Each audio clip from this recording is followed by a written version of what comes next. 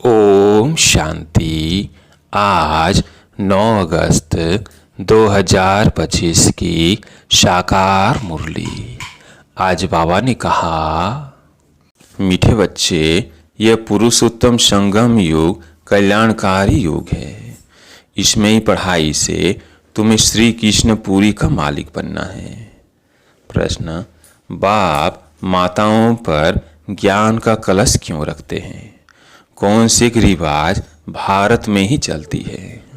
उत्तर, पवित्रता की राखी बांध सबको पति से पावन बनाने के लिए बाप माताओं पर ज्ञान का कलश रखते हैं।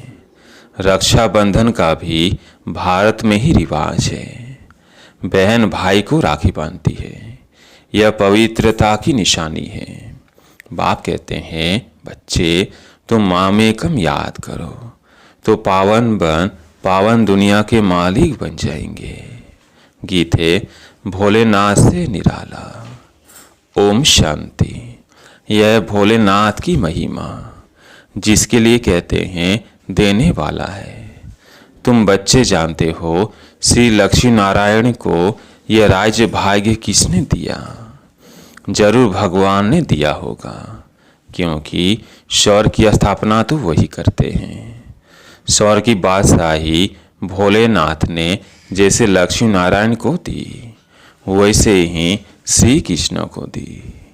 राधे कृष्ण अथवा लक्ष्मी नारायण की बात तो एक ही है, परंतु राजधानी है नहीं। उन्हों को शिवाय परम परमात्मा के कोई राज्य दे नहीं सकते। उन्हों का जन्म स्वर्ग में ही कहेंगे। यह तुम बच्चे ही जानते हो। तुम बच्चे ही जन्माष्टमी पर समझाएंगे। श्री कृष्ण की जन्माष्टमी है तो राधे की भी होनी चाहिए, क्योंकि दोनों स्वर्ग के वासी थे। राधे कृष्ण ही स्वयंवर के बाद लक्ष्मी नारायण बनते हैं। मुख्य बात कि उन्हों को यह राज्य किसने दिया, वो राजयोग कब और किसने सिखाया? स्वर्ग में तो नहीं सिखाया होगा। सतयुग में तो वो है ही उत्तम पुरुष। कलयुग के बाद होता है सतयुग, तो जरूर कलयुग अंत में राजयुग सीखे होंगे, जो फिर नए जन्म में राजाई प्राप्त की। पुरानी दुनिया से नई पावन दुनिया बनती है। जरूर पति तो पावन ही आया होगा। अब संगम युग पर कौन सा धर्म होता है, यह किसको पता नहीं। पुरानी दुनिया और नई दुनिया का यह पुरुषोत्तम संगम युग जो गाया हुआ है, यह लक्ष्मी नारायण है, नई दुनिया के मालिक। इन्हों की आत्मा को आगे जन्म में परम पिता परमात्मा ने राजयुग सिखाया, जिस पुरुषार्थ की प्रारब्ध फिर से नए जन्म में मिलती है। इनका नाम ही है कल्याणकारी पुरुषोत्तम संगम युग। जरूर बहुत जन्मों के अंत के जन्म में ही इन्हों को कोई ने राजयुग सिखाया होगा। कलयुग में है अनेक धर्म, और सतयुग में था एक देवी देवता धर्म। संगम पर कौन सा धर्म है जिसे पुरुषार्थ कर राजयुग सीखे और सतयुग में प्रारब्ध भोगी? समझा जाता है संगम युग पर ब्रह्मा द्वारा ब्राह्मण ही पैदा हुए। चित्र में भी है ब्रह्मा द्वारा स्थापना कृष्णपुरी की। विष्णु अथवा नारायणपुरी कहो, बात तो एक ही है। अभी तुम जानते हो हम कृष्णपुरी के मालिक बनते हैं इस पढ़ाई से और पावन बनने से। शिव भगवानुवाच है ना, श्री कृष्ण की आत्मा ही बहुत जन्मों के अंत के जन्म में फिर यह बनती है। 84 जन्म लेते हैं ना, यह 84वां जन्म। इनका ही फिर ब्रह्मा नाम रखते हैं, नहीं तो फिर ब्रह्मा कहाँ से आया? ईश्वर ने रचना रची तो ब्रह्मा विष्णु शंकर कहाँ से आए? कैसे रचा? क्या छू मंत्र किया जो पैदा हो गए? बाप ही उन्हों की हिस्ट्री बताते हैं। एडाप्ट किया जाता है तो नाम बदलते हैं। ब्रह्मा नाम तो नहीं था ना, कहते हैं बहुत जन्मों के अंत में तो जरूर पतित मनुष्य हुआ। ब्रह्मा कहाँ से आया किसको भी पता नहीं है। बहुत जन्मों के अंत का जन्म किसका हुआ, वो तो लक्ष्मी नारायण ने ही बहुत जन्म लिए हैं। नाम रूप देश काल बदलता जाता है। श्री कृष्ण के चित्र में 84 जन्मों की कहानी क्लियर लिखी हुई है। जन्म अष्टमी पर श्री कृष्ण के चित्र भी बहुत बिकते होंगे, क्योंकि श्री कृष्ण के मंदिर में तो सब जाएंगे ना, राधे कृष्ण के मंदिर में ही जाते हैं। श्री कृष्ण के साथ राधे जरूर होगी। राधे कृष्ण प्रिंस प्रिंसेस ही लक्ष्मी नारायण महाराजा महारानी बनते हैं। उन्होंने ही 84 जन्म लिए हैं। फिर अंत के जन्म में ब्रह्मा सरस्वती बने। बहुत जन्मों के अंत में बाप ने प्रवेश किया और इनको ही कहते हैं तुम अपने जन्मों को नहीं जानते हो। तुम पहले जन्म में लक्ष्मी नारायण थे, फिर ये जन्म लिया। उन्होंने अर्जुन का नाम कह दिया है।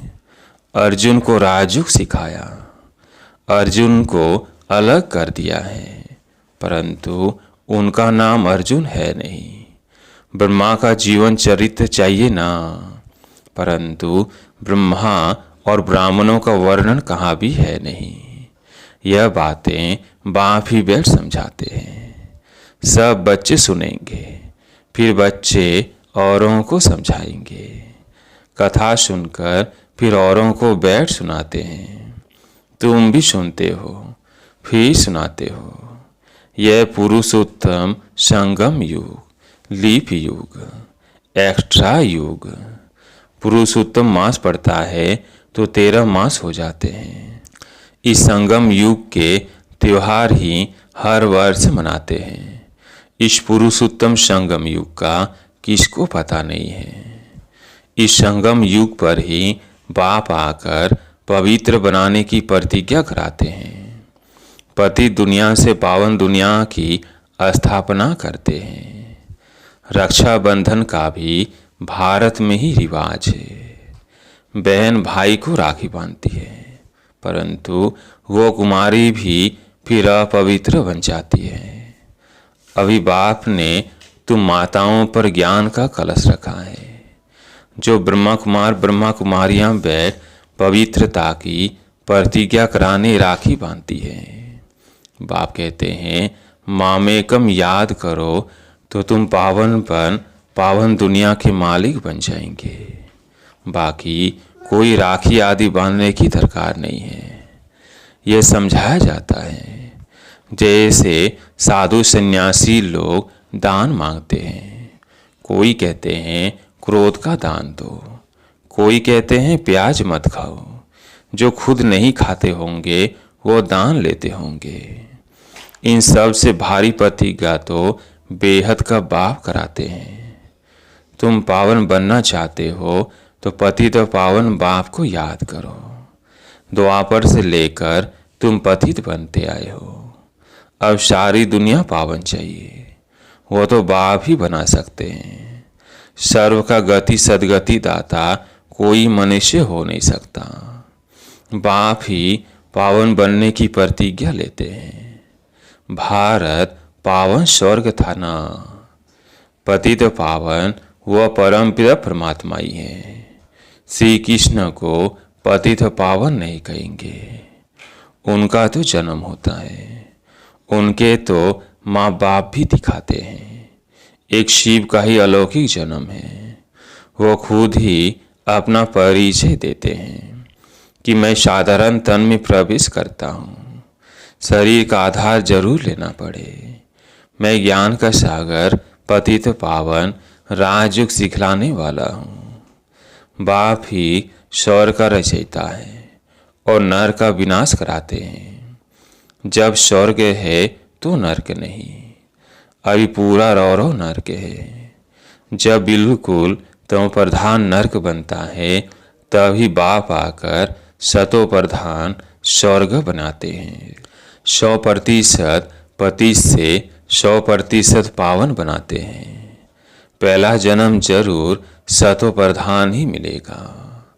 बच्चों को विचार सागर मंथन कर भाषण करना है, समझाना फिर हर एक अलग अलग होगा। बाप भी आज एक बात कल फिर दूसरी बात समझाएंगे। एक जैसी समझानी तो हो न सके।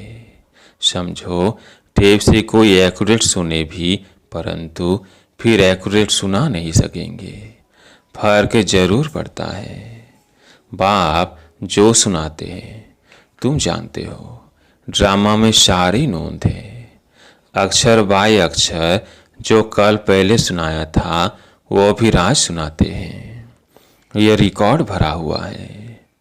भगवान खुद कहते हैं, मैंने जो 5000 वर्ष पहले हूबहू अक्षर बाय अक्षर सुनाया है वही सुनाता हूँ। यह शूट किया हुआ ड्रामा है, इसमें फर्क जरा भी नहीं पड़ सकता।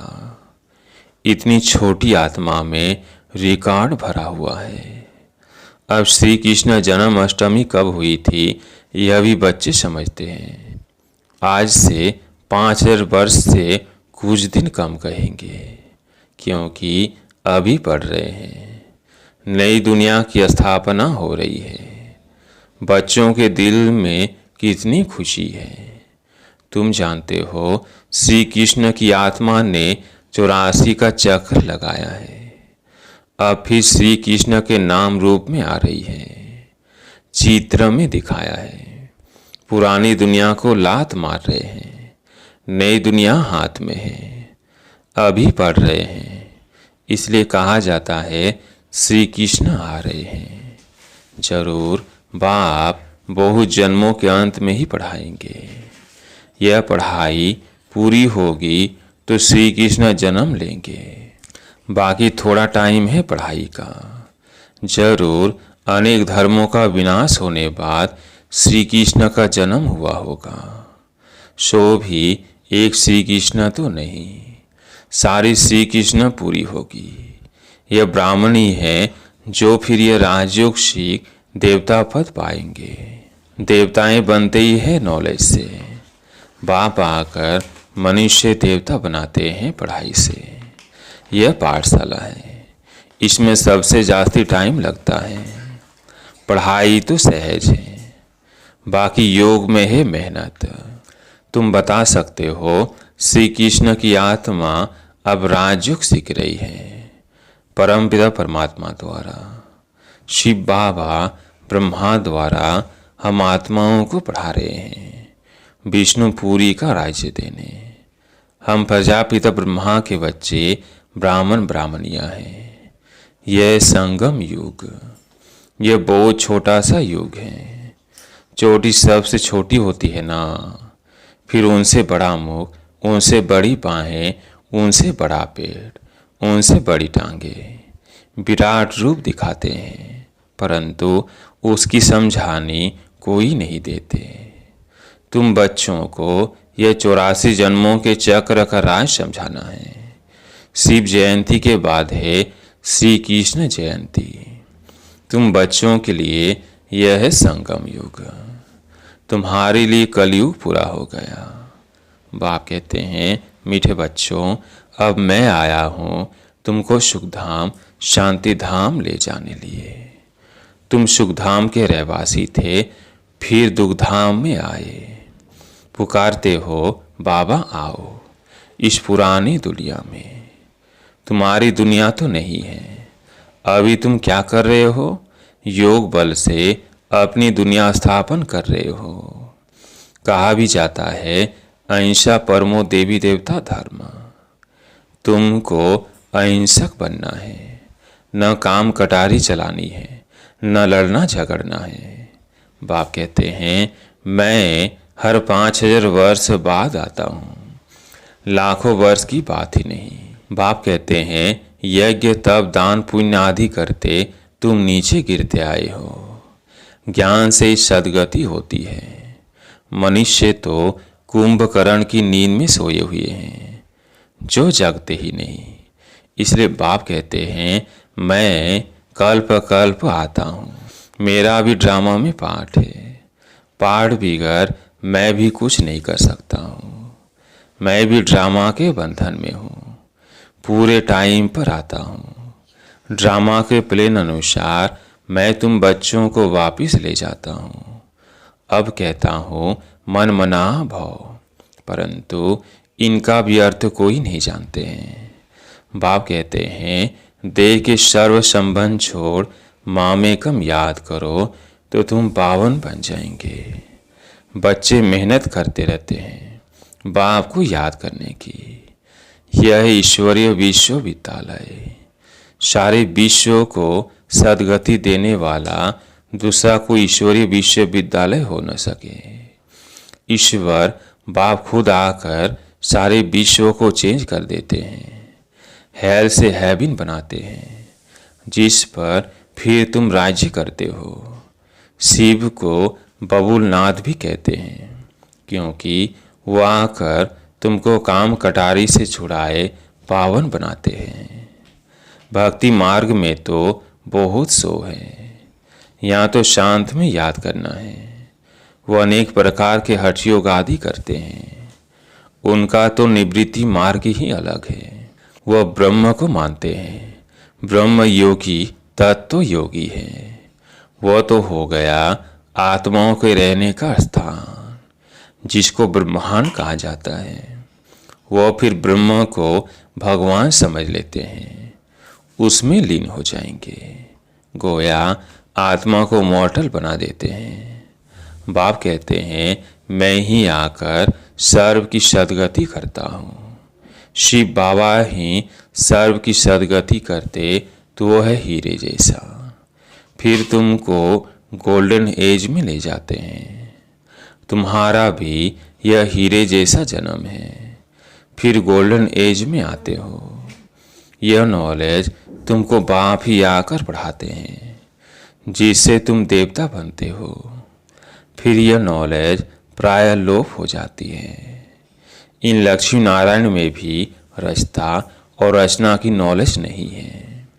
अच्छा, मीठे मीठे शिकिलदे बच्चों प्रति माता पिता बाप दादा का याद प्यार और गुड मॉर्निंग। रूहानी बाप की रूहानी बच्चों को नमस्ते। हम रूहानी बच्चों की रूहानी बाप दादा को याद प्यार गुड मॉर्निंग नमस्ते नमस्ते। धारणा के लिए मुख्य सार। पहला पॉइंट है इस पुरानी दुनिया में रहते डबल अहिंसक बन योग बल से अपनी नई दुनिया स्थापन करनी है। अपना जीवन हीरे जैसा बनाना है। दूसरा पॉइंट है बाप जो सुनाते हैं उस पर विचार सागर मंथन कर दूसरों को सुनाना है। सदा नशा रहे कि ये पढ़ाई पूरी होगी तुम श्री कृष्णपुरी में जाएंगे। आज का वरदान अपवित्रता के नाम निशान को भी समाप्त कर हिज होलीनेस का टाइटल प्राप्त करने वाले होली हंस भव। अपवित्रता के नाम निशान को भी समाप्त कर हिज होलीनेस का टाइटल प्राप्त करने वाले होली हंस भव। जैसे हंस कभी भी कंकर नहीं चूकते, रतन धारण करते हैं, ऐसे होली हंस किसी के अवगुण अर्थात कंकड़ को धारण नहीं करते। वे व्यर्थ और समर्थ को अलग कर व्यर्थ को छोड़ देते हैं, समर्थ को अपना लेते हैं। ऐसे होली हंस ही पवित्र शुद्ध आत्माएं हैं। उनका आहार व्यवहार सब शुद्ध होता है। जब अशुद्धि अर्थात अपवित्रता का नाम निशान भी समाप्त हो जाए तब भविष्य में हिज होलीनेस का टाइटल प्राप्त हो। इसलिए कभी गलती से भी किसी के अवगुण धारण नहीं करना है। आज का स्लोगन सर्ववंश त्यागी वो है जो पुराने स्वभाव संस्कार के वंश का भी त्याग करता है। सर्ववंश त्यागी वो है जो पुराने स्वभाव संस्कार के वंश का भी त्याग करता है। आज का व्यक्ति सारा सहज योगी बनना है तो परमात्म प्यार के अनुभवी बनो। कोई भी कार्य करते बाप की याद में लवलीन रहो।